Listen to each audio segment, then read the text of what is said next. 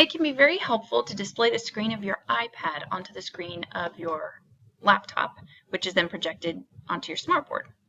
The software that will help us do that you can find here in the Software Center, and it is called Reflector2. Once you get Reflector2 downloaded to your machine, you can look for it.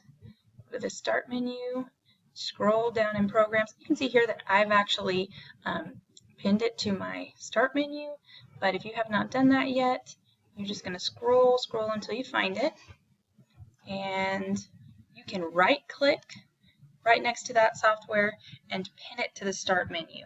So once you've done that, you want to make sure, I'm going to show you what it looks like when Reflector is running. Down here in your taskbar, in your Systems menu, right now we don't see that Reflector icon, but once the program is running, you'll see it down there. The reason why I mention that is because this is the type of application that runs in the background, and it doesn't really open up and do anything. It just kind of is working behind the scenes. It's going to ask you to install updates, most likely. You are not allowed to download anything that the district has not already vetted and put into the Software Center for us, for our use. So go ahead and say, skip this version, remind me later, whatever you've got to do, because don't fall for it. So right here, see that little Reflector 2? There you go. It went ahead and opened up automatically for me. Hopefully it will do that for you. If not, you can go in there into your Systems menu and click on the icon. That's really all there. Oh, no, it won't open.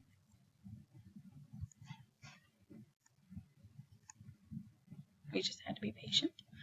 So here in the little settings gear, if I click on that and I click on Preferences, that is where I was able to change my broadcast name. The default here will be your computer's name, which is a series of numbers and letters, including your campus organization number, and you don't necessarily want that. Not all of us have that memorized, so it's better to give your computer a broadcast name that is more recognizable to you. So what I'm going to do is go into the Connection tab, and where you see AirPlay Security, that's where you're going to want to add a password.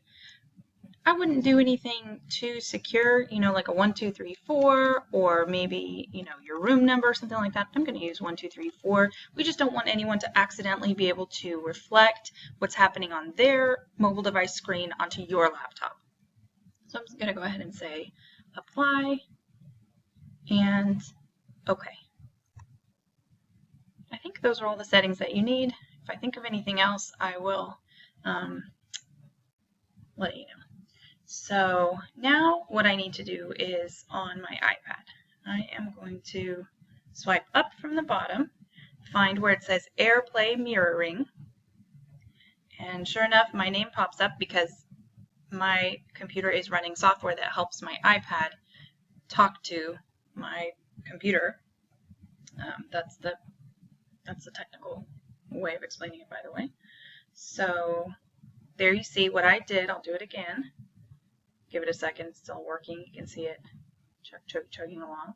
Because I have used this iPad computer combination in the past, it isn't making me put in my password, I don't think. But I'm going to show you how I did that again. So I swiped up from the bottom, and you get this menu. You may be familiar with that.